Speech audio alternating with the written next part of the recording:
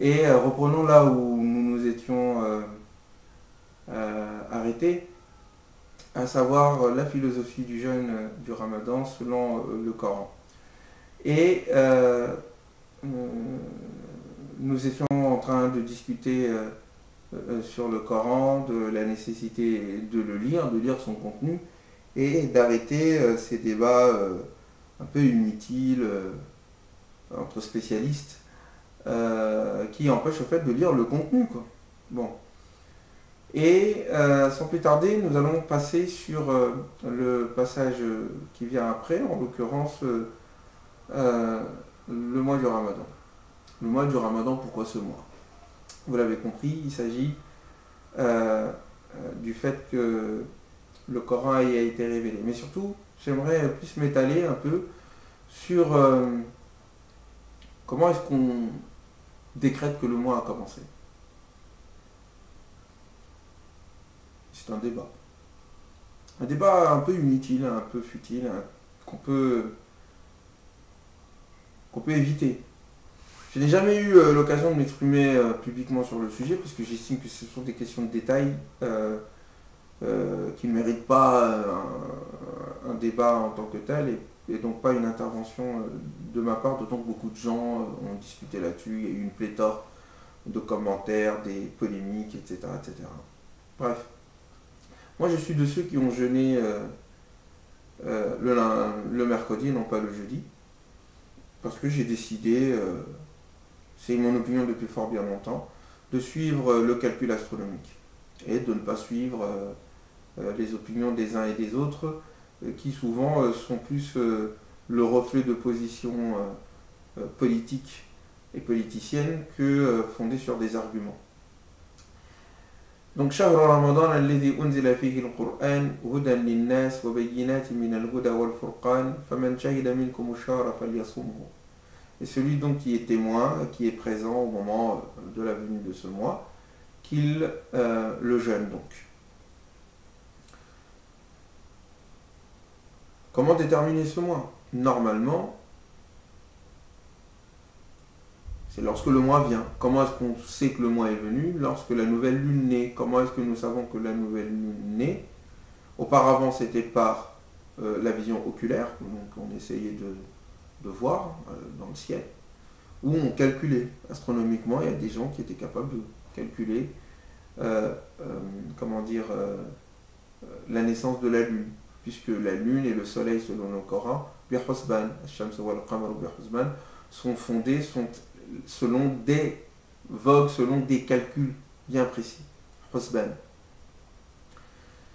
Et donc vous comprenez pourquoi est-ce que j'ai toujours évité de rentrer là-dedans, parce que j'estime que bon, ceux qui sont pour la vision, je dirais les visionnaires, qui sont pour le calcul astronomique, ont des arguments, et je pense que leurs arguments sont plus solides et plus utiles pour la communauté. Ceux qui sont pour l'oculaire ont les arguments, il y a des hadiths qui disent et donc il n'y a pas lieu de s'insulter, il n'y a pas lieu de s'anathémiser, et l'enjeu n'est pas dans est-ce que le jeûne est accepté ou pas. Dieu est miséricordieux, il est clément, il récompense chacun selon sa sincérité, et donc ça n'est pas un problème en soi qu'il y ait des avis divergents là-dessus. L'enjeu se trouve ailleurs à mes yeux, en tous les cas. Tout d'abord, il se trouve dans le fait qu'il s'installe, mine de rien, une forme de clergé qui, en réalité, n'existe pas le reste de l'année que lorsque il y a ce ramadan. C'est-à-dire, la détermination du début et de la fin du ramadan est un pouvoir symbolique qui donne à certains dans la communauté la possibilité d'exister. Deuxième enjeu, vous allez comprendre pourquoi, et c'est logique, l'islam est fondé sur la facilité. Et est fondé sur l'idée qu'il ne peut y avoir d'intermédiaire et de clergé entre Dieu et l'humain. Pour ce faire, donc, pour autonomiser, la religion a été facilitée, le culte a été facilité de sorte que n'importe quelle personne, dans n'importe quel endroit, même s'il n'a pas fait des études poussées, sait comment jeûner, sait comment prier. Et sait qu'est-ce qu'il doit donner, et sait comment faire son pèlerinage aussi, ça s'apprend facilement. Et donc le rôle de ceux qui savent est de faire en sorte de donner l'information qui permette à ce que les gens ensuite soient autonomes. C'est la caractéristique même de son universalité. Et j'en viens donc à mon troisième point.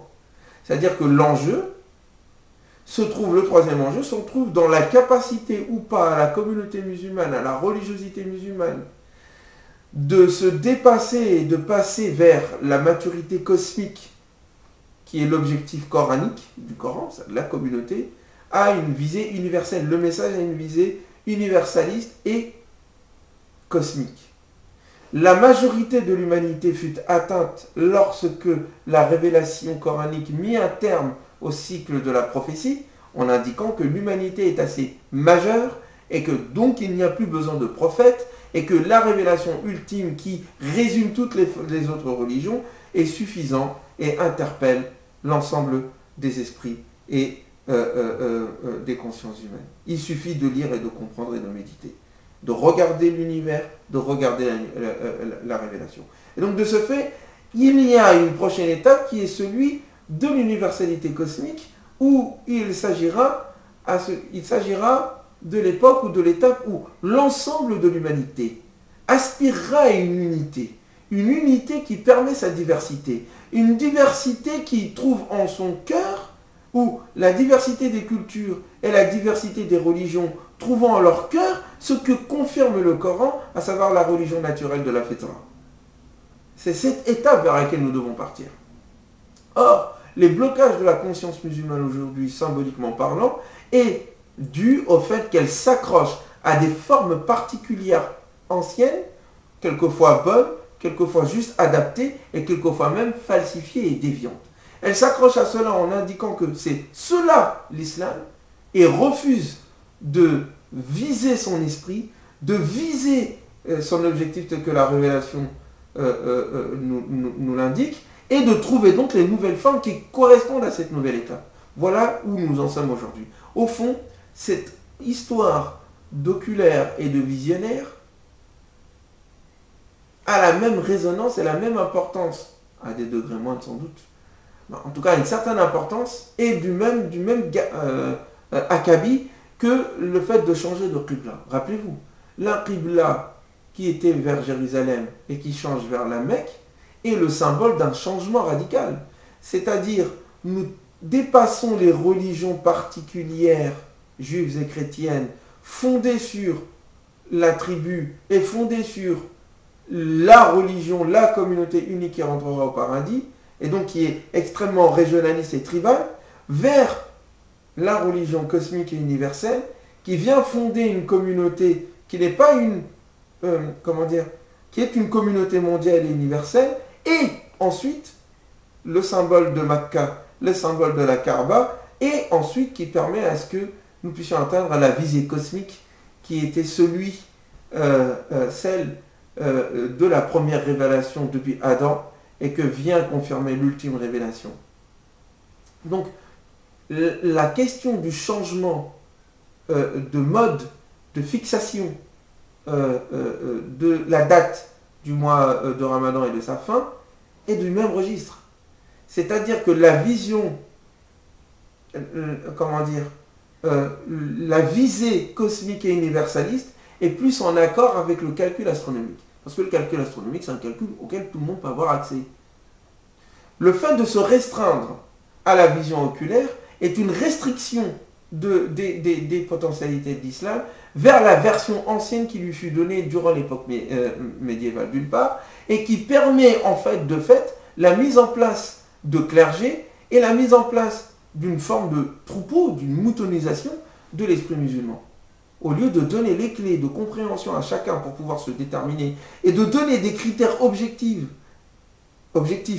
qui permettent à ce que tout le monde puisse jeûner ensemble, nous nous arc-boutons sur une régression en réalité de l'islam de son côté universel vers les anciennes versions juives et chrétiennes et autres qui étaient plus en lien avec les prérogatives ou plutôt le contexte de leur époque, c'est-à-dire une humanité fragmentée, une humanité où il n'y avait pas de relation, une humanité où le savoir n'était pas si important que cela, alors que la révélation de Mohammed, la révélation coranique, vient annoncer la fin de cette période-là pour une période beaucoup plus universelle et beaucoup plus cosmique. Et c'est l'époque dans laquelle nous nous trouvons aujourd'hui, c'est-à-dire une époque où l'humanité sent le besoin d'une unité, d'une vision qui la relie, d'une vision qui la met en relation avec l'ensemble du cosmos, d'une vision qui lui donne sa responsabilité, sa visée, d'une vision qui lui permet d'être un calife de Dieu sur terre. C'est de cela dont l'humanité a besoin. Et donc vous voyez que le débat que nous avons n'est pas d'ordre juridique. L'enjeu n'est pas juridique. Chacun fait ce qu'il veut. L'enjeu n'est pas d'ordre politique et politicien, c'est ce qui nous régresse. L'enjeu est d'ordre civilisationnel. Est-ce que la communauté musulmane va s'enfermer dans le tribalisme d'antan, qui est une régression vers les religions précédentes qu'elle est censée avoir dépassées, ou va-t-elle se transformer, se transcender, se métamorphoser en ce qu'est le cœur de son message, c'est-à-dire un message qui interpelle le cœur de chaque être humain, qui interagit avec les lois de l'univers et de la création, avec les lois de la nature, qui confirme le cœur de son message qui est qu'il n'y a qu'un seul Dieu et que l'être humain, tous les êtres humains sont frères. C'est de cela dont il s'agit. Voilà le véritable enjeu. Donc vous comprenez que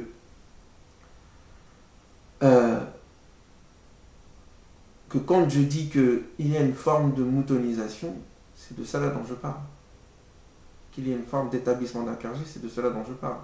Les 5 piliers de l'islam ont été faits de telle sorte que chaque individu puisse adorer Dieu sans avoir besoin d'un clergé.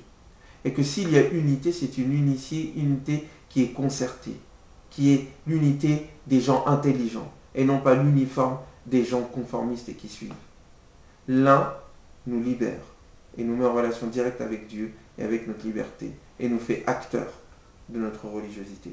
L'autre nous rend moutons, nous rend suiveurs, nous rend conformistes, et nous rend consommateurs d'une religiosité qui ne sert pas à nos intérêts, c'est-à-dire notre humanité. Vous comprenez?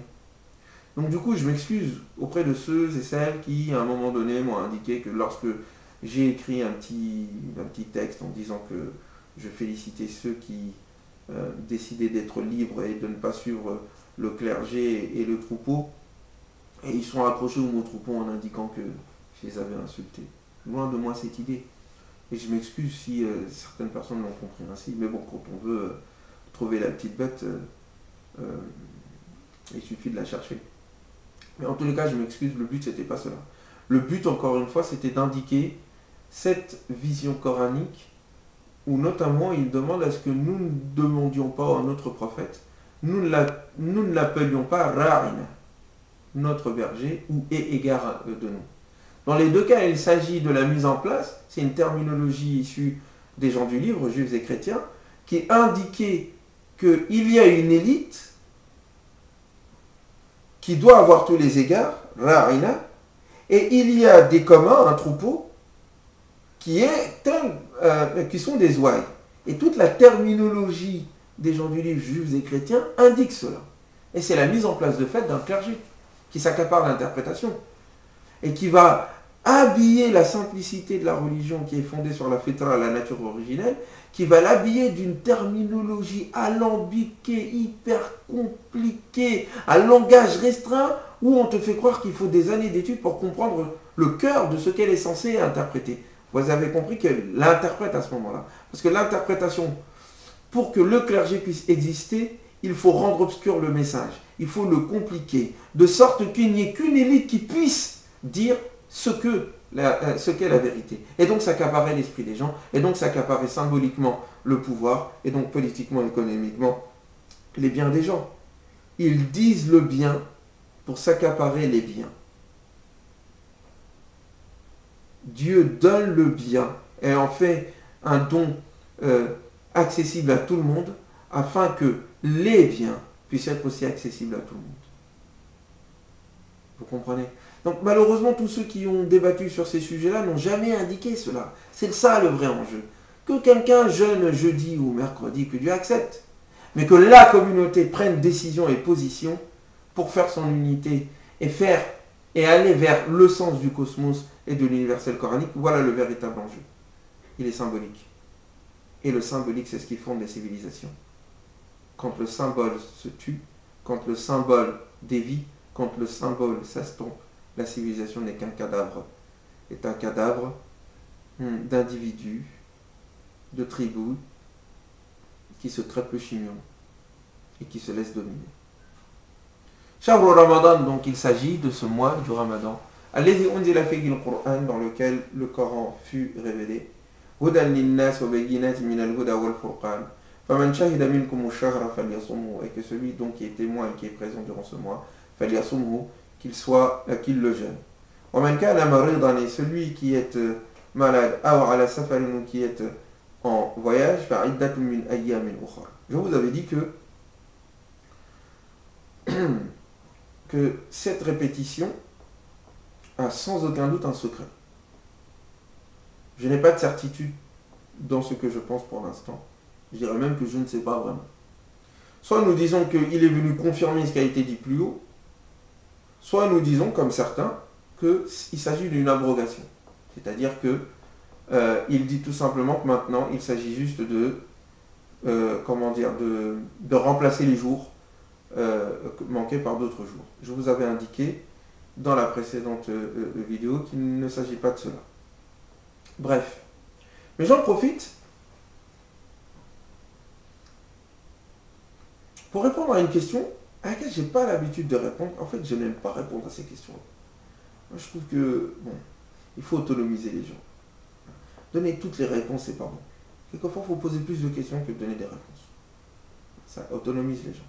Et ça les pousse à chercher. Et s'ils se trompent dans leur recherche, ils ont une hasanat. Et s'ils tombent juste, ils ont deux hasanat. Donc il n'y a pas de souci. Mais bon, bref.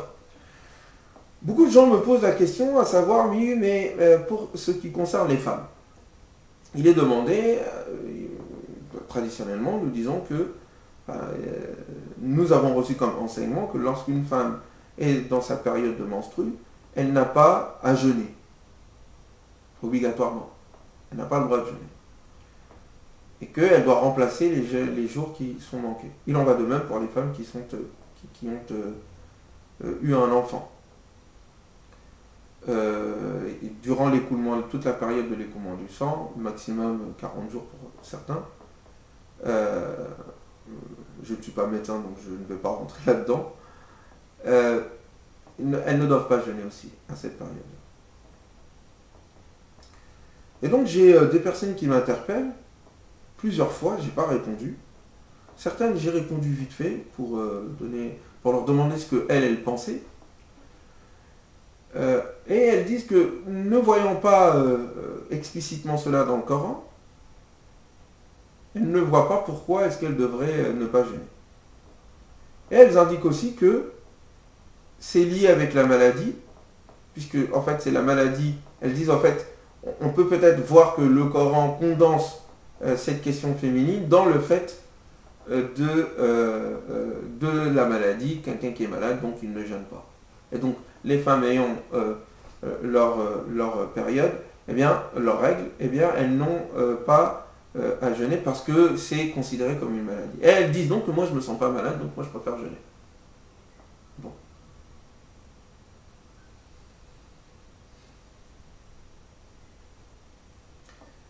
C'est aussi le problème quand on décide de ne pas tenir compte complètement de la sunna.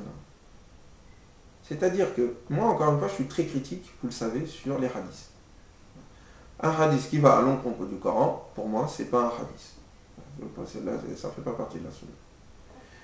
Mais ceux qui vont dans l'autre extrême en disant que jumlatan wa tafsilan, c'est-à-dire que le prophète n'a pas son mot à dire. C'est pas un modèle. C'est une erreur, c'est pas vrai. Le prophète est un modèle pour nous, il nous a montré comment. En tout cas, sur ces domaines du cultuel, il nous l'a montré comment agir. Bon. Et comme je vous l'ai dit, la manière dont nous devons accomplir le culte nous a été enseignée par le prophète, et ce que je dis, ma thèse, c'est que même cela est issu du Coran. Seulement, nous ne le voyons pas directement. Et ce n'est pas un ijtihad. Ce n'est pas l'ijtihad d'Ousmane, de Foulen et de Ra'illan, de tel imam et de tel imam. Parce qu'aucun imam, aucune personne n'a autorité pour faire un ijtihad dans le culte. Il faut que le prophète lui-même nous dise. Alors, que le Coran ait décidé de donner les grandes lignes et a laissé à son prophète de déduire de ces grandes lignes ce qui aujourd'hui fait partie du cultuel, c'est cela en tout cas ma thèse. Le prophète ne les a pas inventés, il les a tirés du livre, mais d'une manière subtile qui quelquefois tombent, qu'on ne voit pas immédiatement, qu'après une longue méditation, ou qui quelquefois on voit directement. Voilà, c'est là, c'est écrit. Mais de principe, il faut avoir ceci. Que l'on comprenne ou pas l'objectif ou l'objet de telle et telle règle, notamment cultuelle. Non pas dans les affaires sociales et de la vie quotidienne, mais qui concerne le culte.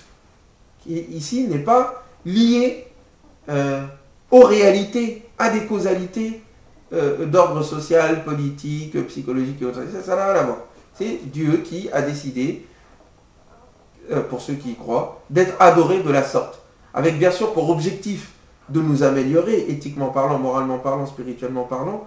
Oui, certes, l'objectif, la finalité est là. Mais les modalités de cette finalité, elles sont, comment dire, elles ne sont pas nécessaires. Elles sont décidées de manière arbitraire par le divin. Et donc de ce fait, pour ceux qui croient au divin et qui veulent l'adorer, partent du principe que nous obéissons. Quand il nous demande de faire quelque chose, nous y obéissons.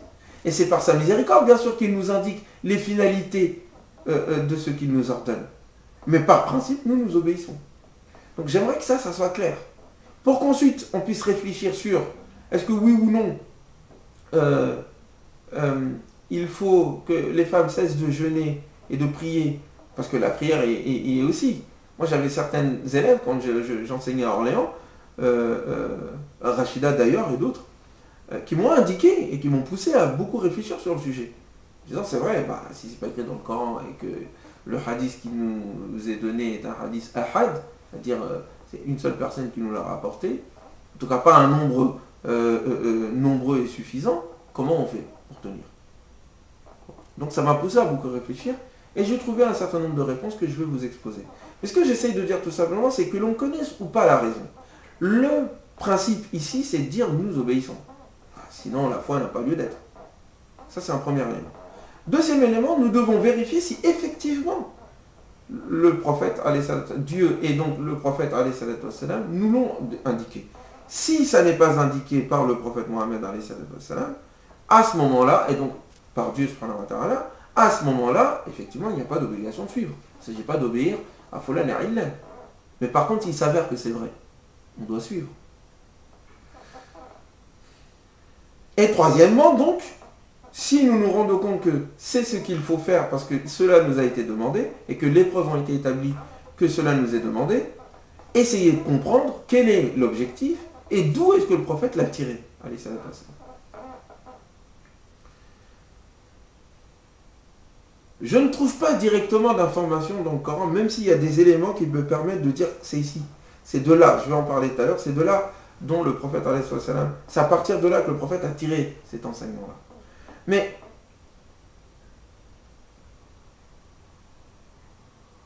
il faut que, à un moment donné, j'ai perdu le fil de mon idée, pardonne-moi, tout simplement ce que j'essaie de dire, c'est qu'il faut d'abord être d'accord il faut d'abord établir que c'est bien le prophète qui nous a demandé de le faire.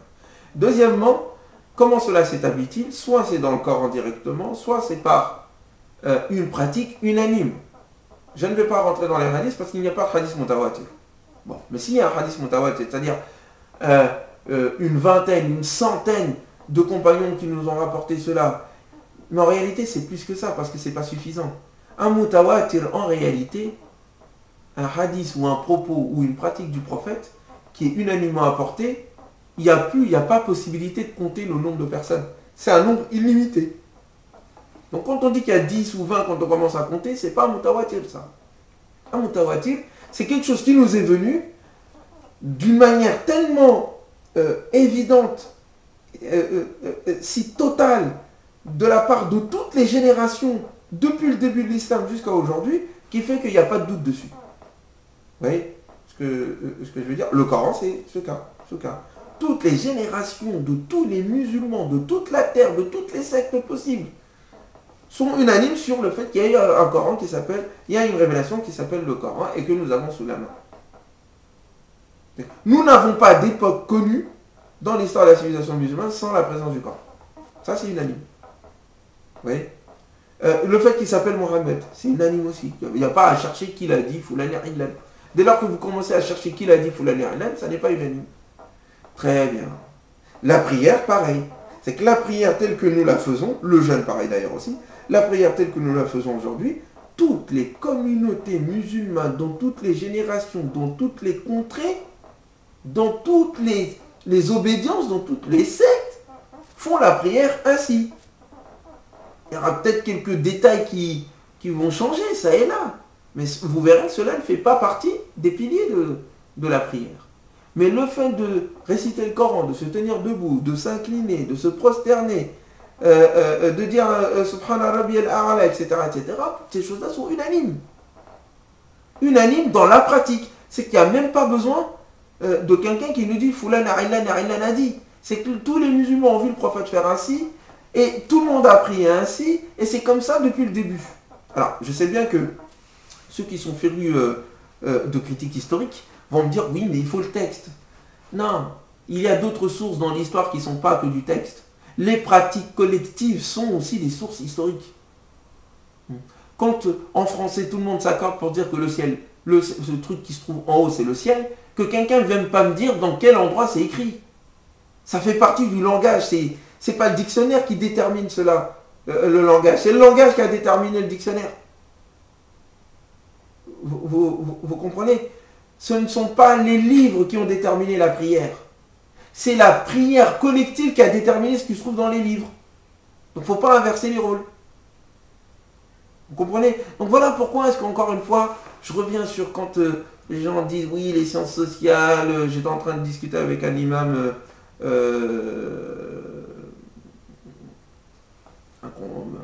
un prédicateur, avec qui j'avais fait un débat sur le Coran, ça apparaîtra bientôt. Bon, il n'a pas voulu donner suite, mais il me parlait, oui, c'est scientifique, la science, c'est pas une religion, c'est pas une foi, c'est pas un dogme, c'est quelque chose qui évolue. Et donc il faut avoir des méthodologies. Mais il faut aussi indiquer sur quels postulats sont fondées ces sciences-là, ces méthodologies-là. Donc l'hyperspécialiste qui ne voit la réalité qu'à travers des textes, ouais, ben, c'est sa réalité à lui. La réalité est plus vaste que cela. Donc il faut tenir compte d'un ensemble de faisceaux, il faut faire preuve de pluridisciplinarité. Je reviens donc.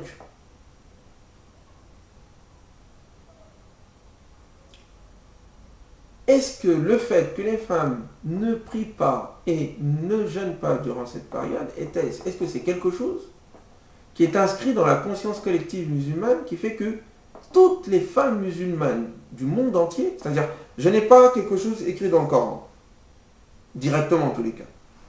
Je n'ai pas de hadith rapporté de manière unanime, comme je viens de l'indiquer, mutawatir. Mais j'ai la pratique du prophète, telle qu'il a enseigné. Donc sa propre pratique est telle qu'il a enseigné aux femmes, puisque celui c'était pas une femme.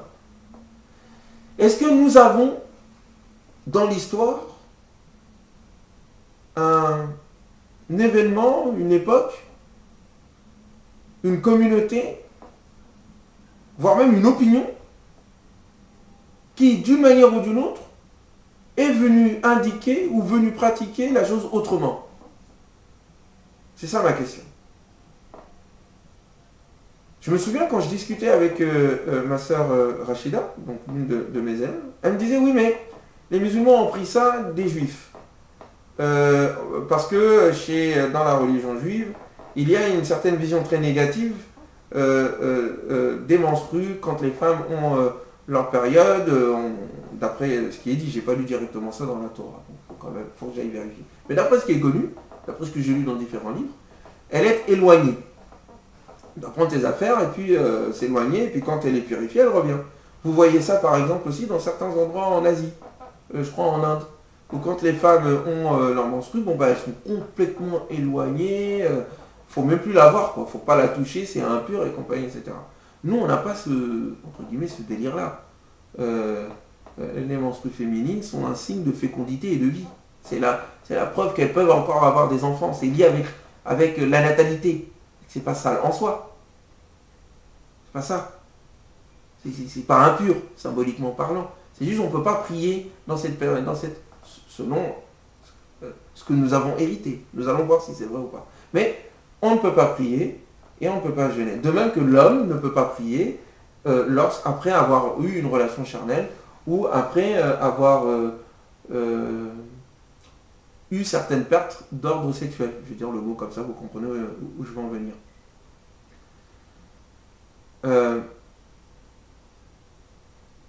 Et cela, c'est pas sale en soi, c'est ce avec quoi l'être humain a été créé, en l'occurrence le sperme. Donc, ça me fait bizarre de rentrer dans ces détails-là. Je déteste ces détails-là. Mais bon, bref, on est obligé. Ce que j'essaie de vous dire, ne vous noyez pas dans les détails. J'aimerais que vous compreniez l'esprit, en fait, de la chose. Après, vous vous débrouillez. Bref. Donc, la question qu'il faut savoir, c'est est-ce que il aurait pu y avoir une possibilité de falsifier la pratique des musulmans, la pratique collective, et unanime, qui est là depuis toujours. Est-ce qu'il aurait été possible de falsifier cette pratique-là, d'introduire un enseignement, un élément qui n'était pas celle des premières générations, de sorte que ça influence toutes les communautés musulmanes de toute la terre et de toutes les générations, à travers toute l'histoire, et qu'on oublie à un moment donné, qu'à un moment donné, cette règle-là n'existait pas. Est-ce que ça, c'est possible? Rationnellement parlant, historiquement parlant. J'en doute très fort. J'en doute très fort. Je ne pense pas que ça soit possible. Une telle pratique quotidienne dans la vie des musulmans, c'est-à-dire la prière. Les femmes priaient depuis l'époque du prophète sallallahu alayhi wa sallam jusqu'à maintenant. Et qu'à un moment donné, ces femmes et les compagnons et les compagnes du prophète, celles qui font partie des compagnons, n'aient pas eu à pratiquer cela et que ça soit venu ultérieurement, il faut une preuve. C'est extrêmement difficile. Moi, je ne pense pas que ça soit possible. Si cette chose a pu s'introduire, ça aurait dû laisser une trace. Il y aurait eu un débat, une dispute, une discussion. Il y aurait encore des gens qui, dans la communauté, décideraient de ne pas suivre cette règle-là. Or, nous n'avons pas cela. Vous comprenez? Donc, j'en déduis que c'est une pratique du prophète, comme les prières. Et que si nous n'avons pas un hadith, en tant que tel, il y a un hadith, où Aïcha radiallahu anha dit, rapporté par Bukhari, si mes souvenirs sont bons, où Aïcha dit que il nous était demandé à l'époque du prophète, lorsque nous étions en période de menstru, de ne pas jeûner et de ne pas prier, et de remplacer nos jeûnes, nos jours de jeûne, sans remplacer nos jours de prière, nos prières manquées. Vous imaginez si elle devait récupérer toutes les prières manquées, elle s'en sortirait. Donc il y a ce hadith-là. Mais, donc je le prends en compte parce qu'il ne va pas en l'encontre du Coran. Je le prends comme ça. Je ne dis pas qu'il est faux.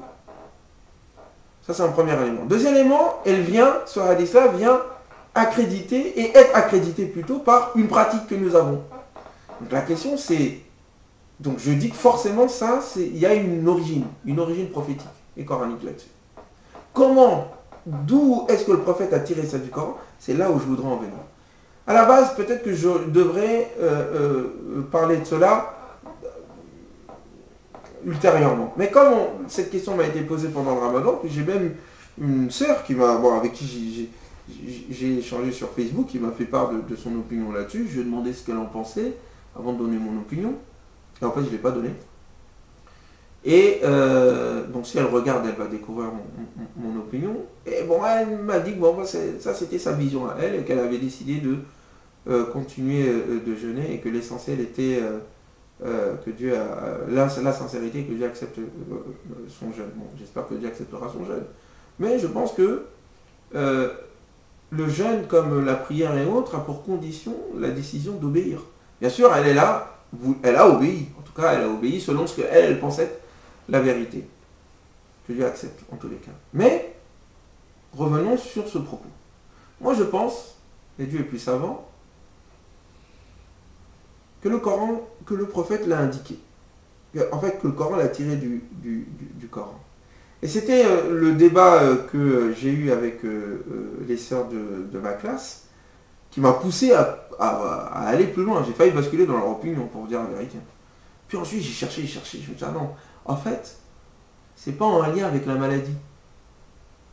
Parce que c'est ça l'argument. Ils disent, c'est en lien avec la maladie, c'est pour ça que Dieu nous a demandé, que le prophète, il nous a été demandé de ne pas jeûner durant cette période-là et de ne pas prier, mais surtout de ne pas jeûner en l'occurrence.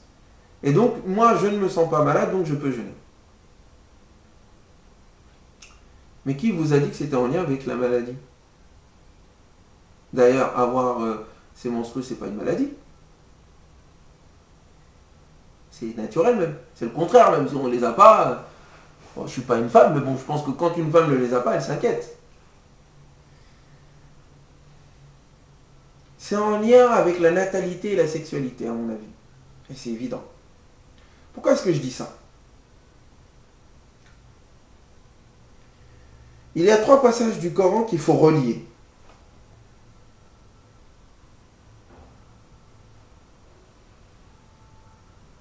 Le premier passage, c'est dans la sourate même Al-Baqarah où il dit « Yas'alunaka anil mahid » on t'interroge au sujet des menstrues féminines, dit qu'il s'agit d'un mal, pas dans le sens moral du terme, dans le sens c'est pas bon quoi, c'est pas bon pour d'avoir des relations en fait parce que c'est lié avec les relations sexuelles charnelles. Donc avoir des relations durant cette période-là, c'est pas bon. Ada. Fa'tazilun nisaa fil mahid. Donc éloignez-vous donc des femmes durant cette période. Fa'tazilun nisaa, ça ne veut pas dire genre vous les jetez loin derrière vous et comme dans les précédentes religions, c'est dans le cadre sexuel, hein, encore une fois. Pas de relation charnelle ici. Fa'tazilun nisaa fil mahid. Hatta yatuhurna, jusqu'à ce qu'elles soient pures. Fa'idha tatahharna, et lorsqu'elles se seront purifiées, fa'atuhunna min haythu amarakumullah, venez à elles de là où Dieu vous l'a ordonné.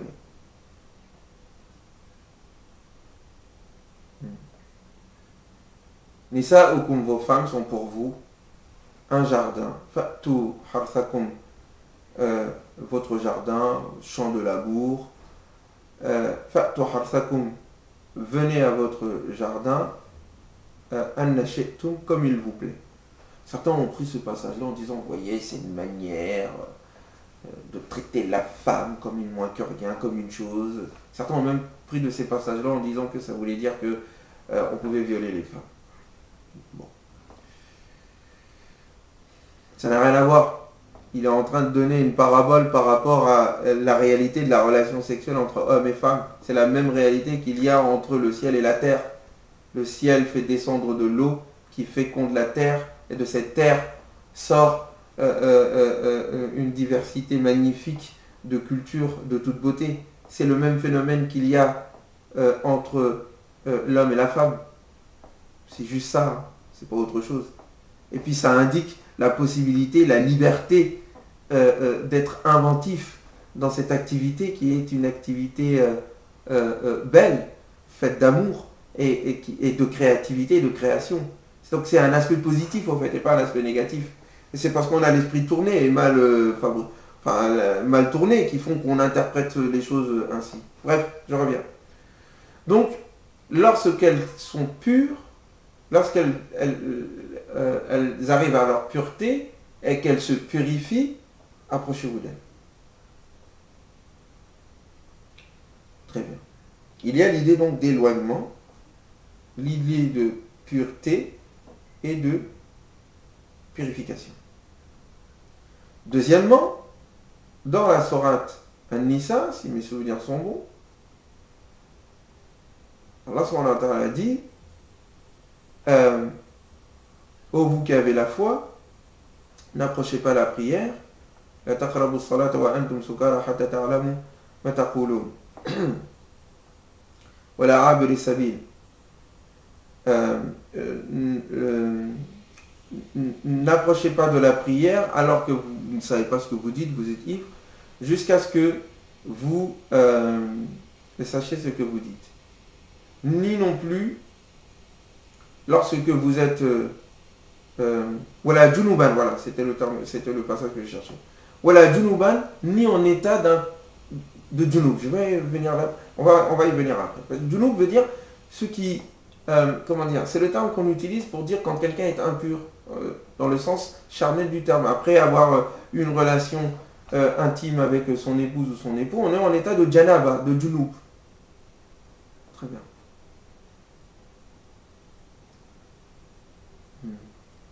Voilà, junuban, ni dans cet état-là. Il arabe sa vie, donc n'approchez pas la prière quand vous êtes dans cette situation-là. Il arabe sa vie, sauf si vous êtes en plein chemin. La prière est là, vous êtes en chemin, il n'y a pas moyen de faire autrement. Jusqu'à ce que vous vous laviez. Très bien. Donc, j'ai ici, là-bas, lorsqu'elle arrive à la période de pureté, elle se purifie. Hatta yatuhurna. Très bien. Et comment est-ce que cette purification a lieu? Elle a lieu en, comment dire, en se lavant. L'autre passage dans la sourate An-Nisa, dans la sourate Al-Ma'ida, c'est-à-dire la sourate qui vient après, la sourate de la table servie, il indique les ablutions. Ô vous qui avez la foi, lorsque vous vous levez pour faire la prière, farsilu wujuhakum, lavez vos visages ainsi que vos mains jusqu'au coude. Alors certains m'ont dit, je m'en souviens, mais oui, mais le Coran a dit d'abord le visage et ensuite les mains. Vous commencez par les mains, donc vous ne faites pas par le Coran. Vous ne faites pas comme le Coran le dit. Il faut être un peu intelligent, les amis. Vous voyez, il ne faut pas tout remettre en cause. Et quand on remet en cause, il faut remettre en cause intelligemment. Le prophète nous a montré effectivement comment faire nos ablutions. Alors, la question c'est, comment vous lavez vos visages? Avec vos mains. Aussi, vos mains sont sales. Qu'est-ce que vous faites? Donc, vous les lavez d'abord. On lave d'abord ses mains. Ensuite, on lave son visage. Et ensuite, on fait le reste. Bon, bref, je vais faire aussi cette parenthèse qui est, bon, pas très importante en soi. Mais en tout cas, il dit à un moment donné que si vous êtes dans une situation où vous êtes malade, ou vous êtes en voyage et que vous n'avez pas trouvé d'eau, ou que vous êtes, vous avez que vous avez touché une femme dans le sens charnel du terme et que vous n'avez pas trouvé d'eux, comment dire, je ne veux pas rentrer dans les détails. Ce qui m'intéresse, c'est les trois passages. Vous pouvez aller les lire. D'un côté, il dit là-bas, sur Al-Baqarah, il s'agit de se purifier. Là-bas, il dit, donc, lorsque vous êtes en situation de junub, d'impureté due à la relation charnelle, il s'agit aussi, ou que vous êtes, vous avez vos règles et autres, vous êtes dans cet état-là, donc vous devez vous laver. Et là-bas, de l'autre côté, il dit, il s'agit de se purifier. Je n'ai plus trop le passage en tête. J'ai pas de Coran sous la main là. Vérifier. Et donc en fait, à l'époque, quand je discutais avec les sœurs en question, j'ai trouvé là, en fait, je me suis dit, mais en fait c'est lié. Parce que, en fait, après la relation sexuelle, il faut se laver. Après les menstrues et autres, il faut aussi se laver. Et là-bas, il est demandé, après relation sexuelle, il faut qu'il se purifie, qu'il devienne propre. Et là-bas, il est indiqué qu'il s'agit de se laver. Donc, dans les deux cas, il est question, pour se purifier, dans les deux cas, de se laver. Et il s'agit, dans les deux cas, d'être en état de junub. Et donc, quand on est en état de junub après une relation charnelle, nous n'avons pas le droit de prier, c'est connu. D'ailleurs, il le dit, n'approchez pas la prière quand vous êtes dans cette situation-là. Situation qui nécessite à ce que vous vous purifiez.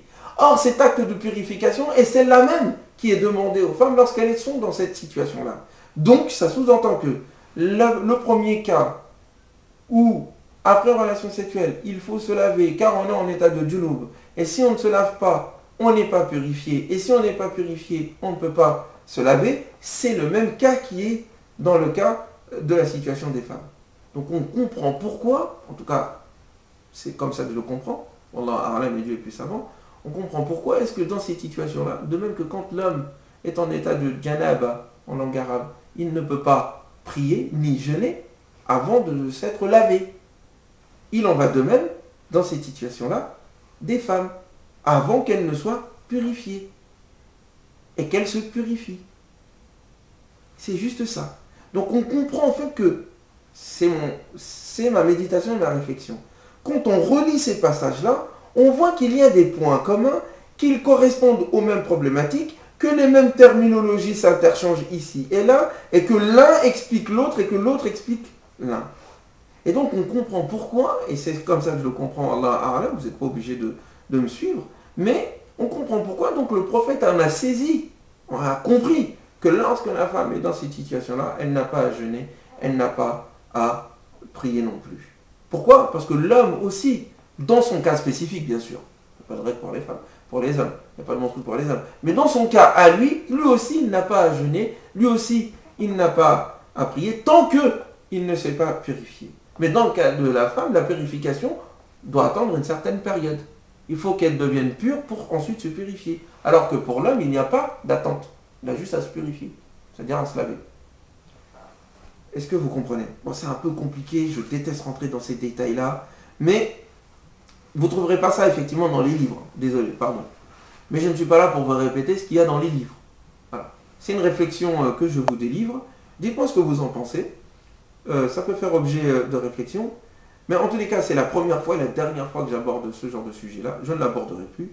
Parce que, encore une fois, je veux vous autonomiser.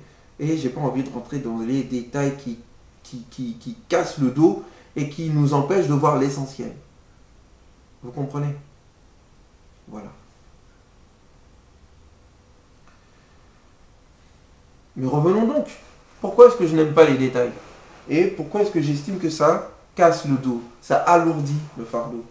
Parce que cela va à l'encontre de l'esprit de l'islam, tel que le Coran le décrit. Yuridu Allahu bikum al-yusra, Dieu veut pour vous la facilité. Wala yuridu bikum al-usra. Et Dieu ne veut pas pour vous la difficulté.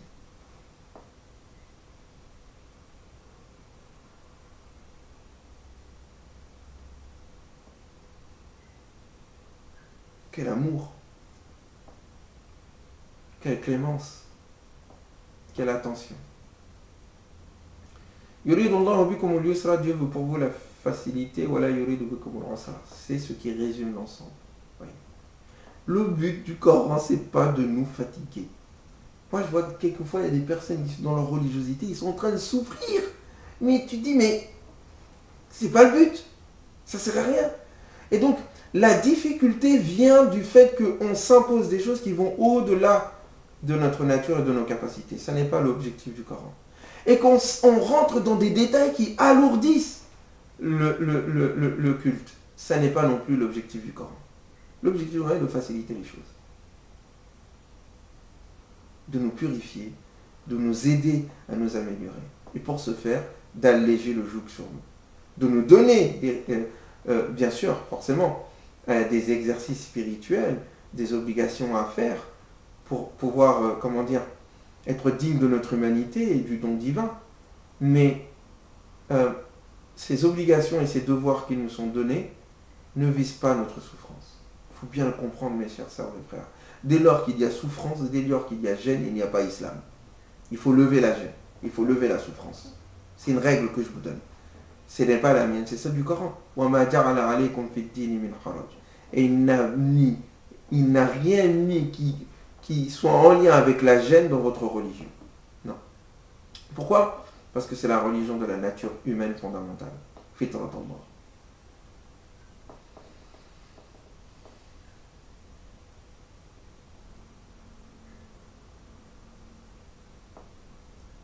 Vous avez remarqué? Depuis tout à l'heure, nous sommes en train de parler du jeûne. C'est-à-dire, le jeûne, le ramadan, qu'est-ce qu'on fait dedans? On cesse de boire, on cesse de manger, on lit le Coran, on fait des doigts, des invocations, on donne aux pauvres, on profite quand même des plaisirs de manger, de boire la nuit et d'être en relation avec nos épouses et nos époux, ou nos époux pour les femmes. Nous restons dans les mosquées pour ceux qui le peuvent. Et la période qui nous est demandée dans laquelle on doit jeûner, c'est-à-dire du lever du jour jusqu'à la tombée du jour, tout cela nous est donné dans tout ça. J'aimerais que vous gardiez ça en tête pour qu'ensuite on puisse en tirer quelque chose, une philosophie globale. Bref.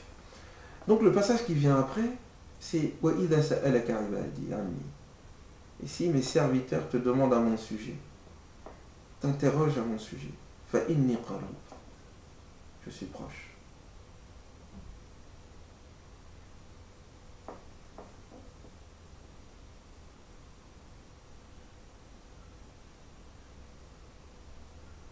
Dieu est proche de nous. La définition de notre relation avec Dieu, c'est la proximité. Dieu est proche. Mais c'est très profond, ça, ce propos-là. Parce qu'il y a toujours eu débat jusqu'à présent qui fait que les religiosités se dévient et se défont. C'est quelle relation entre l'homme et le divin? Quelle relation entre le divin et l'homme? Selon la nature de cette relation, vous avez une religiosité, vous avez une nature humaine, vous avez une civilisation. Dis-moi comment tu es avec Dieu, négativement ou positivement, que tu le nies ou que tu y crois. Dans les deux cas, tu as toujours une relation avec ce divin, avec l'absolu. Et je te dirai quel type de société tu fondes. Soit nous disons que le divin est trop éloigné, et il y a séparation, on est donc dans une relation de séparation, c'est antithétique mais c'est ça. Et donc Dieu nous a créés, puis nous a laissés, et il nous a laissés, et puis il n'existe même plus. Il est tellement au-delà, que cet au-delà, cet absolu nous empêche de le penser. Ouais. Et donc on se met à définir Dieu de façon négative. Pour ceux qui ont étudié la philosophie néoplatonicienne, c'est ça le cœur. Et le débat avec les Mu'tazilites, c'est ça. C'est que pour eux, Dieu est tellement unique qu'il est unique en son essence, certes, et que donc on ne peut lui attribuer des attributs divers. Ouais. Il est une unité presque vide, quoi. Vide de sens. Donc il n'a aucun rapport avec le monde. Et donc du coup, autant dire qu'il n'existe plus. Ou vous avez une autre vision, qui est son opposé, mais ils sont reliés, qui est que Dieu, c'est nous. Il est en nous, il est dans l'univers, il est là, partout, c'est la fusion. Là-bas, c'est la séparation, ici, c'est la fusion.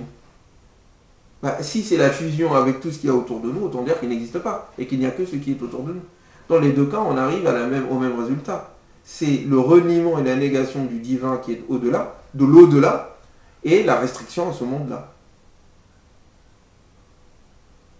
Soit en faisant une relativité complète, donc tout explose, tout n'existe pas, et là on est dans le relativisme complet et matérialiste. Soit on est panthéiste aussi, soit on est dans en fait il y a deux choses, soit on est dans le panthéisme et Dieu il est en nous, il est partout et on le voit partout, soit on est dans le matérialisme et c'est la même chose que le panthéisme, sauf qu'on a enlevé l'attribut divin, donc il n'y a que la matière et c'est tout. Soit ensuite on est dans le dogmatisme complet, dans la nécessité, dans le déterminisme, et c'est comme ça. Soit on est dans le relativisme complet, il n'y a rien de réel, et c'est comme ça aussi. Dans les deux, ces quatre cas sont issus du type de relation que nous avons avec le divin. Et donc du coup, c'est très dangereux. Parce que dans ces deux cas, on accrédite, il n'y a plus de vérité d'une part, ou il n'y a qu'une seule vérité et on peut se permettre de tuer tout le monde, ou il n'y a pas de vérité et on peut se permettre de tuer tout le monde, de dominer tout le monde, de les rendre esclaves, de dire que c'est leur faute s'ils sont pauvres et SDF et autres, que le monde est ainsi fait et qu'on ne peut pas le changer, qu'il n'y a pas de liberté dans le monde. Et donc il n'y a pas de sens. Vous comprenez? Donc c'est face à ces deux dangers et leurs conséquences multiples et infinies que la révélation vient rétablir la réalité. L'homme n'est pas Dieu, Dieu n'est pas l'homme. Mais Dieu n'est pas séparé de l'homme. Dieu est proche de l'homme. Et l'homme qui cherche à connaître Dieu doit avoir confiance en la révélation qui vient de Dieu, qui lui dit « Vas-y, je suis proche de toi. Je suis proche de toi. Je suis le majestueux, je suis l'éternel grand, je suis l'absolu, je suis l'incommensurable, mais c'est cet incommensurable, cette majesté immense, dont les signes se voient dans l'univers qui viennent faire chavirer ton cœur. et qui te disent que je suis proche de toi. C'est de la proximité. Ce n'est pas de la fusion de l'identité. Ce n'est pas de la séparation. C'est de la proximité. Et il est proche de nos besoins. Parce que pourquoi est-ce que nous demandons, nous nous posons des questions sur Dieu? C'est de savoir s'il nous entend. C'est de savoir si il peut compenser notre faiblesse, notre sentiment d'imperfection, de fragilité. Dis, je suis proche. Je réponds à l'appel de celui qui appelle lorsqu'il appelle. Et donc, la certitude que Dieu nous répond, qu'il nous entend, et qu'il nous aime, qu'il est proche de nous.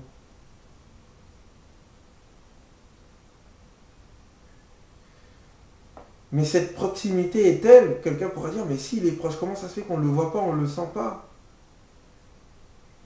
Si tu te poses la question quant à la proximité de Dieu, ce n'est pas parce que Dieu n'est pas proche de toi, c'est parce que toi tu n'es pas proche de lui.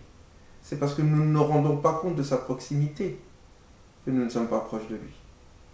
Que lorsque nous nous rendons compte de sa proximité, une proximité telle qu'elle est évidente, comme il le dit à plusieurs reprises, il n'y a pas un groupe de 3 sans qu'il ne soit le 4e, ni un groupe de 5 sans qu'il ne soit le 6e. Qu'il est plus proche de nous que notre propre veine jugulaire, qu'il est là.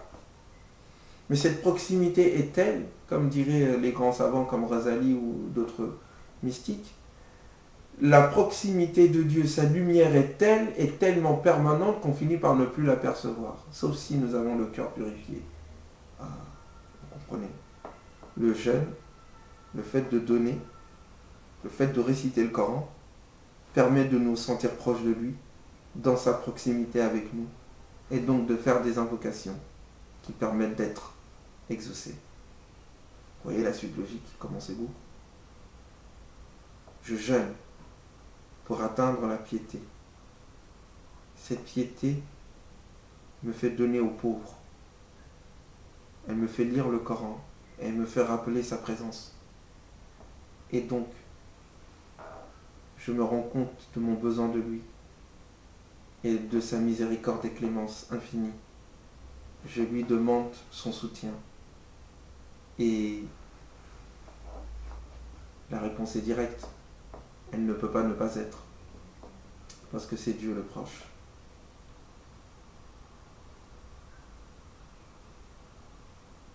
Donc vous voyez que juste avec ça, on peut tirer une philosophie globale de l'école du Ramadan.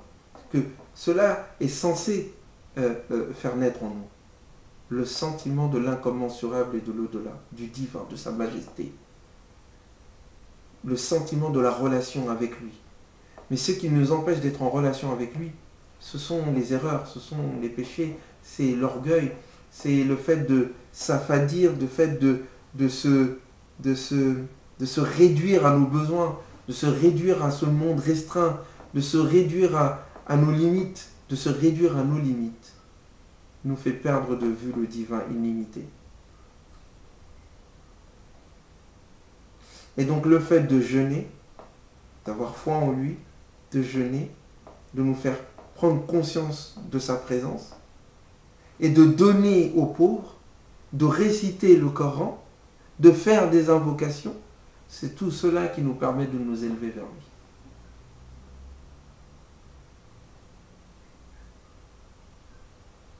J'ai l'impression de dire des choses qui dépassent ce que je suis. Et c'est ça le problème avec ceux qui font du discours ou des prêches leur métier. C'est qu'on finit par dire des choses qu'on ne vit pas. Et moi, je ne veux pas vous dire des choses que je ne vis pas. Mais je peux vous dire des choses, même si je ne les vis pas, que j'essaye de vivre. Et que j'essaye de chercher cette proximité avec Dieu. Ce sentiment qu'il est là avec nous.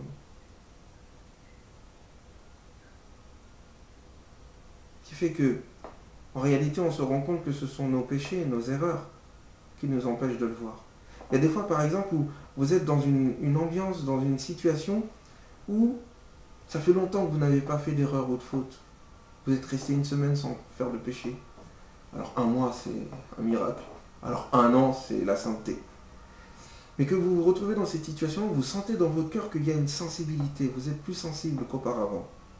Et que par contre, il suffit de faire un péché, vous avez un regard que vous n'avez pas dû avoir, que j'ai dit quelque chose que je n'ai pas dû dire. On sent tout de suite notre cœur on sent quelque chose. Une sorte de lourdeur qui nous vient. Et on sent la conséquence même dans nos prières ou dans notre manière d'être. Vous comprenez?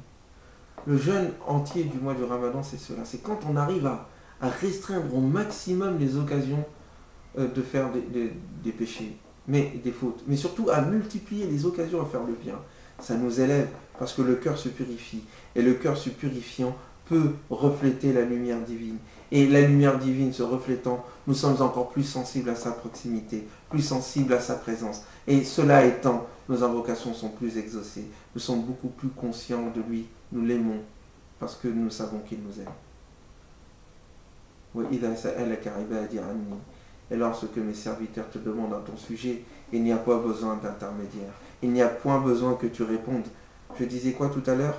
L'islam refuse toute forme d'intermédiaire entre l'être humain et le divin. Il y a une relation directe avec lui. Pas de clergé, pas de marabout, pas d'évêque ou de pape ou de wali fulan ou d'une personne qui a en lui incarné l'intellect premier et qui est en fait le porte-parole de l'ange Gabriel ou je ne sais quelle bêtise. Non, non, non, non, non, non, non, mettez tout ça de côté. Il n'y a personne qui peut être entre vous et Dieu. Car personne ne sera jugé à votre place. La religiosité est quelque chose d'intime, de privé à l'intérieur de soi que l'on ressent. C'est une expérience exceptionnelle et unique, comme vous êtes exceptionnel et unique. Et que donc personne ne peut vivre votre relation avec Dieu à votre place. Non. Personne. C'est une chose unique. Et c'est pour cela que nous existons. Pour vivre cette chose unique. Donc, point besoin que tu répondes. S'il te demande à mon sujet, je réponds directement. Je suis proche. Je suis proche. Je suis proche. Je réponds à celui qui m'appelle lorsqu'il m'appelle. Et que donc eux répondent à mon appel. Répondent à mon message. Vous voyez cette relation de proximité. Cette relation, comment dire? Cette relation, c'est le mot. C'est une relation. Je te réponds, mon Dieu. Et mon Dieu me répond. Je réponds à son message, à son interpellation. Il répond à mes invocations, à mes interpellations. Je l'aime parce qu'il m'aime. Il m'aime parce que je l'aime. Voyez, c'est cet échange-là. Vous voyez, dans plusieurs passages du Coran, il y a ça qui vient à chaque fois. Il l'aime et lui, il les aime. Radiallahu anhu, Dieu est satisfait d'eux. Et eux sont satisfaits de Dieu. Ah, satisfait de Dieu? Oui, satisfait de Dieu. Je suis satisfait de lui. Il est satisfait de moi. Dieu est avec toi comme toi tu es avec lui. Dieu pense de toi comme toi tu penses de lui. Il est proche de toi. Sois proche de lui. Et donc la vocation, moi ce sont ces passages-là qui me touchent souvent. Je me dis quand je demande, quand je suis dans le besoin et que surtout je me rends compte qu'il n'y a personne qui peut m'aider, oui lui il peut m'aider.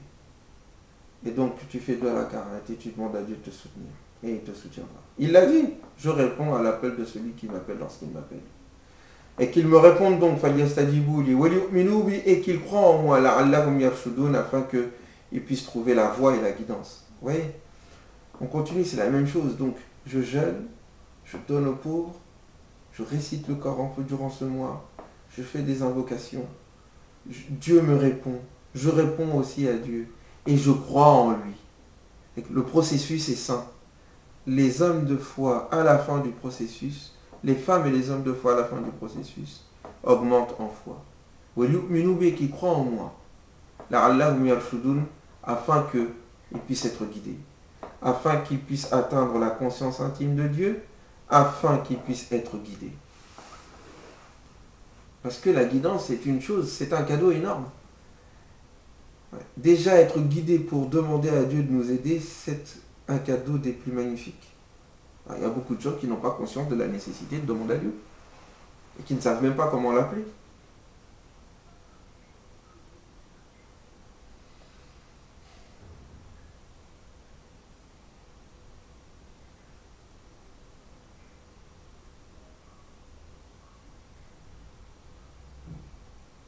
J'ai sauté un passage. Il faut revenir un peu en arrière. Il parlait de ce mois du Ramadan. Et il dit à un moment donné, donc tout ceci, donc le fait de changer, de remplacer les jeûnes, les jours qui n'ont pas été jeûnés,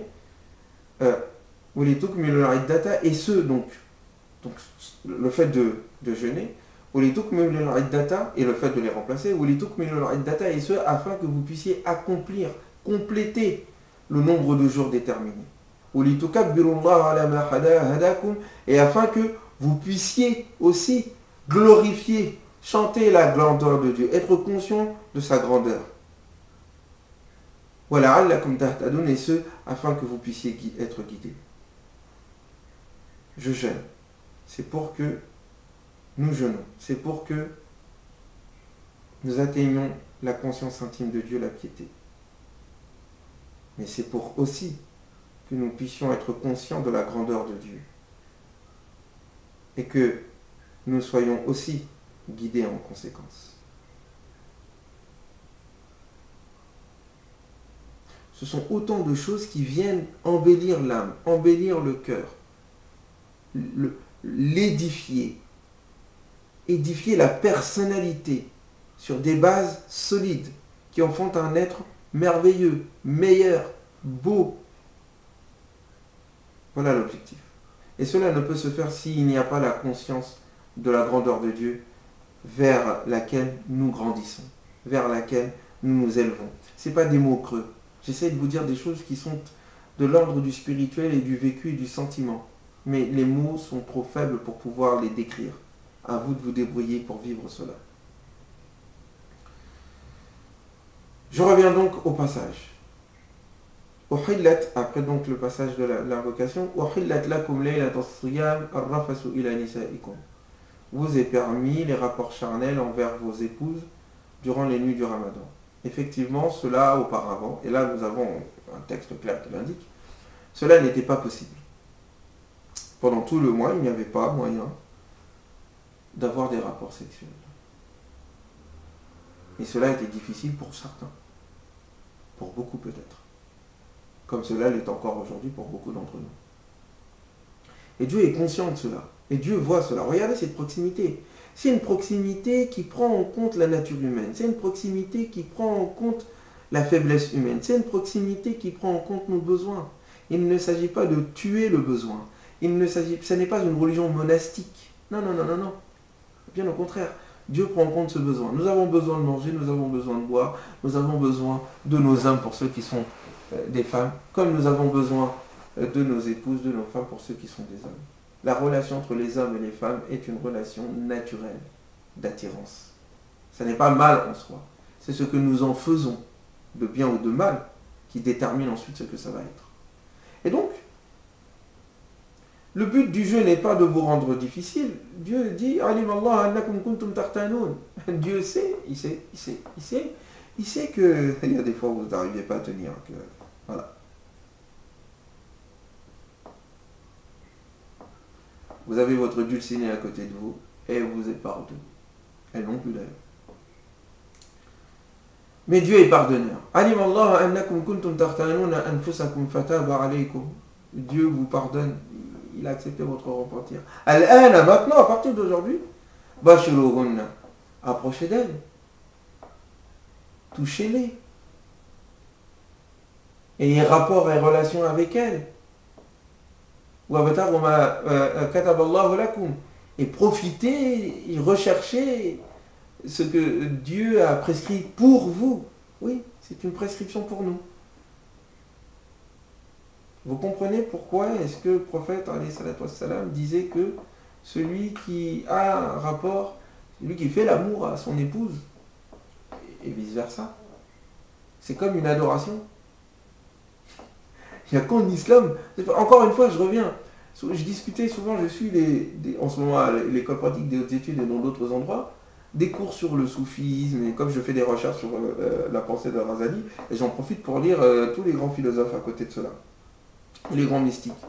Et puis je me rends compte qu'il y a eu une tendance chez les mystiques à se rapprocher plus de la vision chrétienne, et à judéo-chrétienne, et d'avant même ces religions-là, où l'objectif c'est de se couper de la vie, c'est de se couper des femmes, du plaisir, de s'occuper de la bonne nourriture, de cette vie. Et ils estiment que c'est comme ça, de l'âme même. Ils disent qu'il faut tuer l'âme. Ah, Dieu ne nous a jamais demandé de tuer l'âme. Dieu nous a demandé de maîtriser l'âme, pas de la tuer. Dieu ne nous a pas demandé de nous anéantir, de nous couper des plaisirs. C'est pas ça. Il y a même des gens qui disent je suis fier et heureux. C'est un mystique musulman, que Dieu lui pardonne. À mon avis, c'est une erreur. Même si je sais qu'il est beaucoup plus savant que moi et sans doute plus proche de Dieu que moi. Mais de dire que je suis heureux de ne ressentir envers les femmes, en fait, je suis tel saumur envers les femmes que moi envers les femmes. Je sais plus si c'est dans ce sens-là. Et qu'il ne ressent rien, quoi. C'est pas islamique. C'est pas humain. C'est pas normal. Il faut profiter de la vie. Mais dans le sens de l'adoration divine. Pour en faire un sens. Pas pour en faire un but en soi. Il s'agit d'inscrire, pas pour en faire un sens, je me suis trompé. Il s'agit d'inscrire cet acte-là dans un sens qui est lié à l'adoration. Et donc, vous comprenez, l'objectif, ça n'est pas cela. L'objectif, c'est vraiment de faire de cette vie un chemin vers l'au-delà. Or, l'au-delà n'est pas atteignable sans ce chemin. Tuer ce chemin, c'est se tuer dans l'au-delà. C'est pas y arriver. Bref. Donc, Hunna libasun lakum, elles sont pour vous un vêtement, nous dit le Coran. Regardez comment c'est beau. Et vous êtes pour elles un vêtement. Le vêtement, vous le savez, c'est ce qui nous protège. C'est ce qui nous embellit. C'est ce qui nous rend beau. C'est ce qui nous connaît, qui est au plus près de nous. Et qui nous protège par rapport au regard des autres. Et qui nous embellit. Voilà comment le Coran définit la relation, dessine la relation entre les hommes et les femmes. Il est naturel de s'aimer. Ça n'est pas interdit cela. Ce qui est interdit, c'est de faire de cet amour naturel, de cette attirance, un moyen de destruction mutuelle, qui ne nous permet pas de pouvoir, nous accomplir en humanité. Donc, il y a de ce fait une philosophie globale qu'il faut à un moment donné, dont il faut tenir compte dans nos manières d'accomplir notre religion, une philosophie globale du Coran. Et celle-ci, malheureusement, et je l'ai indiqué à plusieurs reprises, n'est pas celle qui est forcément suivie par la religiosité musulmane. La religiosité musulmane aujourd'hui est plus proche du type de religiosité des anciens que le Coran avait critiqué et est venu dépasser, comme étant des formes déviantes de la vraie religion initiale, c'est-à-dire une religion de paix, de confiance, de cadeau. Une vision du monde qui pense que le monde est un cadeau, un don divin, et pas une prison. Ouais. Donc tous les propos qui viennent vous dire que ce monde-là est une prison, qu'il ne faut pas en profiter, non, il faut être les maîtres de ce monde pour mettre ce monde au service du divin que nous servons, et qui est le vrai maître. Mais quelqu'un qui dit se détacher du monde alors qu'il n'a pas le monde dans sa poche, il ne s'est pas détaché du monde. C'est juste qu'il n'a pas été capable de l'avoir entre ses mains. Voilà pourquoi vous voyez que ceux qui, soi-disant, font preuve d'ascétisme, sont les premiers, dès que l'occasion se présente, à s'accaparer l'argent des gens, à s'accaparer de l'or, et surtout à s'accaparer l'esprit des gens. Et donc, de ce fait, nous ne pouvons dépasser le monde que lorsque nous l'avons maîtrisé. Voilà comment est-ce que le prophète et ses compagnons ont considéré le monde. Ils l'ont eu entre leurs mains et ils l'ont dépensé, ils l'ont donné, parce qu'ils ont estimé que le divin était beaucoup plus important. Bref.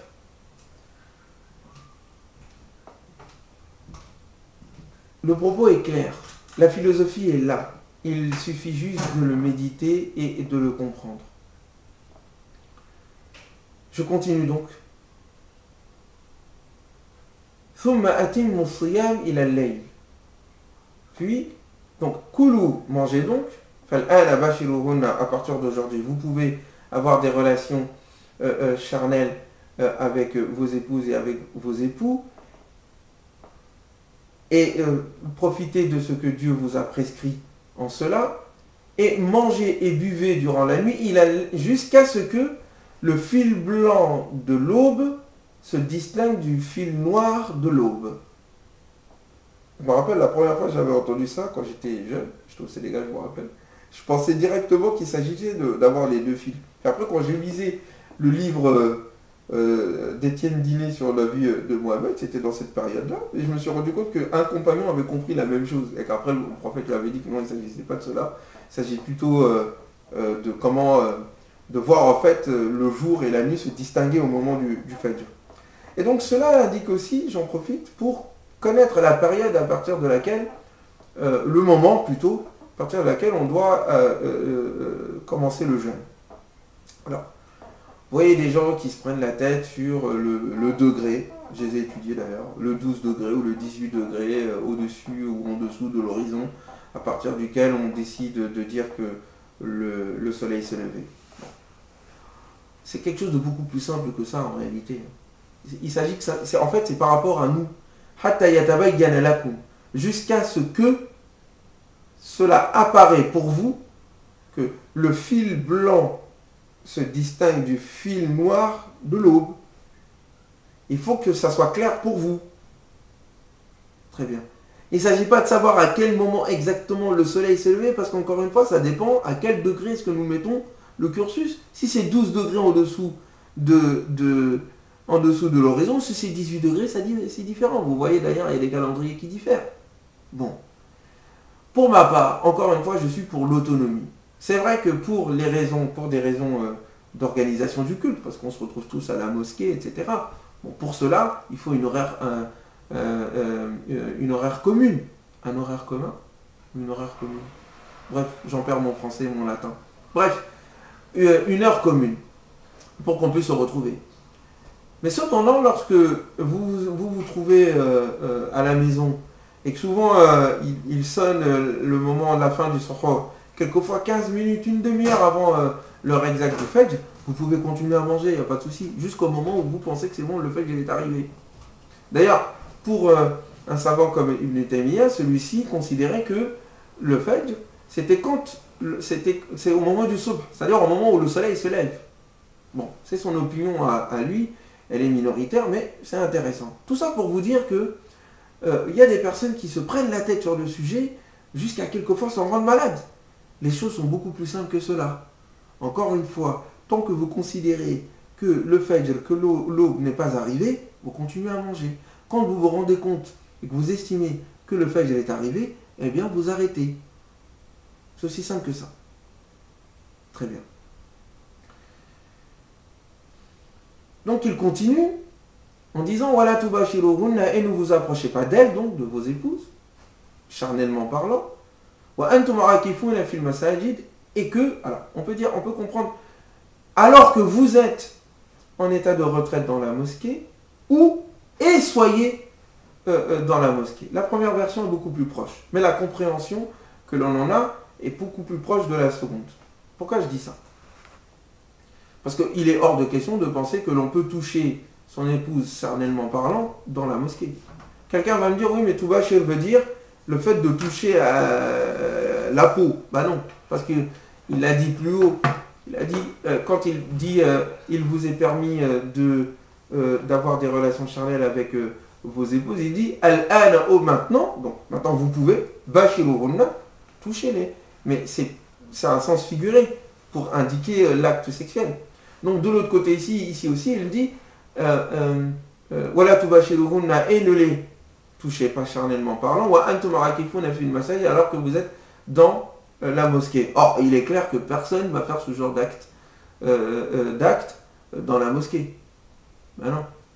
Donc c'est pour ça qu'on le comprend comme étant soyez, ne vous approchez pas d'elle durant la journée, comme ne mangez pas et ne buvez pas jusqu'au coucher du soleil, et ne et restez dans les mosquées, soyez dans la retraite des mosquées. C'est l'irtikaf dont on parle. Et c'est intéressant que ce propos-là vienne à la fin. Et c'est intéressant de voir que le prophète faisait l'irtikaf dans les 10 derniers jours du Ramadan. Encore une fois, la sunna est coranique. Elle est toujours coranique. Le prophète a toujours tissé. Vous voyez comment la sourate est construite. Vous voyez que le Coran vivait de la sorte son Ramadan. Et de même que nous-mêmes, nous vivons le Ramadan ainsi. C'est-à-dire, nous jeûnons, nous donnons aux pauvres, nous récitons le Coran, nous faisons des invocations, nous prions bien sûr, mais la prière de Tarawih nous sert à réciter le Coran. D'ailleurs, ça sert surtout à ça. Nous pouvons manger et boire durant la nuit et avoir rapport avec nos épouses, et nous pratiquons les retraites spirituelles à la fin du mois, notamment les 10 derniers jours. Et le passage qui dit wa antum aakifuna fil masajid est, comme par hasard, à la fin du passage, vers la fin du passage. Donc il n'y a pas de hasard. Vous comprenez? Donc,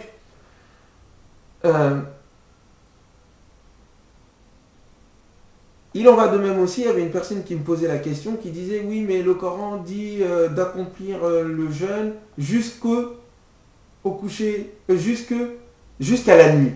Or, le coucher du soleil n'est pas la nuit. Bon, faut pas exagérer, mon ami. La nuit commence au moment où le soleil se couche, tout simplement. Donc, c'est au moment où la nuit vient que l'on rentre dans la nuit. C'est aussi simple que ça. Donc, la fin de la journée. Al-Muhim. ولا تباشروهن وأنتم عاكفون في المساجد تلك حدود الله. Voici les limites de Dieu. Je ferai une vidéo sur la notion du hudud, parce que vous vous rendez compte, on se rend compte que souvent le Coran, je crois que c'est au moins 5 fois ou un peu plus, ou un peu moins, j'ai oublié le chiffre, où le Coran parle des hudud. Et à chaque fois il parle des hudud pour quelque chose qui concerne la famille ou l'héritage, qui est en lien avec la famille, ou le divorce, qui est en lien avec la famille, ou ici en l'occurrence, le fait d'avoir rapport avec son épouse, qui est en lien avec la famille. Et jamais le hudud n'est en lien avec les châtiments corporels. Jamais. Encore, ça n'existe pas. Donc c'est intéressant. Il faudrait réfléchir là-dessus. Pourquoi? Bref. Mais, tilka hududullah, voici les limites que Dieu vous demande de respecter. Respecter la loi, c'est affermir sa foi et c'est se trouver dans la bonne voie. La voie est faite de limites. S'il n'y a pas de limite et de cadre, il n'y a plus de voie. Donc ça va dans tous les sens. Et ça va dans tous les sens, il n'y a plus de sens, il n'y a plus d'orientation, il n'y a plus de guidance. Donc les limites sont faites pour nous guider. Et toute l'école du Ramadan, tout ce que nous avons médité depuis tout à l'heure, sont autant de jalons qui sont mis sur notre chemin, sur notre cheminement, pour maintenir le cap vers la proximité du divin. Pour nous rendre conscients dans ce cheminement de sa grandeur. Pour être guidés vers lui. Pour accomplir notre humanité. Pour aiguiser notre volonté. Et pour profiter mieux de la vie. Parce qu'on profite mieux de la vie lorsque l'on n'est pas noyé complètement dans la vie, lorsque ça devient banal. La banalité tue le plaisir. La conscience donne du plaisir. Or, la conscience des choses, c'est lorsque justement elles ne deviennent plus banales, que l'on en voit le caractère exceptionnel. Que ça soit avec la nourriture, que ça soit avec ce que l'on boit, que ça soit avec son corps, que ça soit avec notre temps, que ça soit avec sa famille. Tous ces moments du mois du Ramadan sont autant de moments qui nous font prendre conscience de l'importance des choses. Et donc nous aident à mieux en profiter, à mieux être reconnaissants. Il l'a dit plus haut. La'allakum tashkurun. Et afin que vous soyez plein de reconnaissance. Vous voyez, tilka hududullah, voici donc les limites de Dieu. Qu'il clarifie et indique aux gens, à tous les êtres humains. La'allakum yattaqun, et ce afin qu'ils puissent atteindre la piété. La boucle est bouclée. Si au début, c'est ô vous qui avez la foi, le jeûne vous est prescrit, comme il a été prescrit à ceux qui vous ont dévancé, afin que vous puissiez atteindre la piété et la vertu et la conscience intime de Dieu. Ce sont donc là les limites, les signes que Dieu clarifie aux hommes, afin qu'ils puissent, aux êtres humains, aux hommes avec un grand H, afin qu'ils puissent atteindre la piété. C'était comme si les signes, tels qu'elles sont juxtaposées les unes après les autres, nous disaient que voilà le début du cheminement, l'objectif c'était la piété, la conscience intime de Dieu, la fin vous fait arriver à cette conscience-là. Le début vous fait prendre conscience de l'histoire dans laquelle vous vous insérez, ou vous qui avez la foi, vous vous insérez dans une longue histoire des révélations faites par Dieu et dans laquelle la prescription du jeûne se trouvait, et à la fin vous vous retrouvez avec toute l'humanité. C'est ainsi les limites que Dieu clarifie aux hommes, aux gens, afin qu'ils puissent atteindre la piété. La boucle est bouclée. Et vous comprenez donc immédiatement ce qui va suivre. Ô vous qui avez la foi, ne mangez pas. Ne mangez pas. Vous vous êtes abstenus durant tout le mois du Ramadan. Vous avez réussi à tenir. Donc vous vous abstenez par rapport aux biens qui ne sont pas les vôtres. Ne mangez pas les biens des uns et des autres. Ne les prenez pas. Que les plus forts ne le prennent pas aux plus faibles et vice-versa. Ne tombez pas dans la corruption. Afin de le donner aux régnants, afin de le donner aux dominants, afin de le donner à ceux qui décident, aux juges. Non, ne faites pas cela entre vous. Ne faites pas cela. Vous voyez le lien donc? Ce n'est pas un hasard. Si l'abstinence de la nourriture pendant le Ramadan doit forger notre caractère afin de nous abstenir dans le fait de manger, dans le fait de s'en prendre au bien d'autrui. Celui qui jeûne est plein de moralité. Celui qui n'a pas de moralité malgré son jeûne, c'est qu'il n'a pas jeûné. Voilà, je m'arrête ici. Ce fut fait en 2 parties, ce fut long, je vous prie de m'excuser. Cela va donc s'insérer dans la série des vidéos d'approfondissement. Je demande à Dieu subhanahu wa ta'ala de me pardonner, de nous pardonner, et de me pardonner parce que j'ai peut-être dit des choses qu'il ne fallait pas dire. En tous les cas, c'était un effort pour moi qui mériterait, je l'espère, en tous les cas, une hasanat. Et si je suis tombé juste, c'est grâce à Dieu et je demande à ce qu'il nous récompense en l'occurrence. Je vous remercie pour votre patience. Bon Ramadan à vous. N'oubliez pas que Dieu vous aime, qu'il est proche de vous. Ne m'oubliez pas dans vos invocations. Je ne vous oublie pas dans les miennes. Paix. Salam alaikum.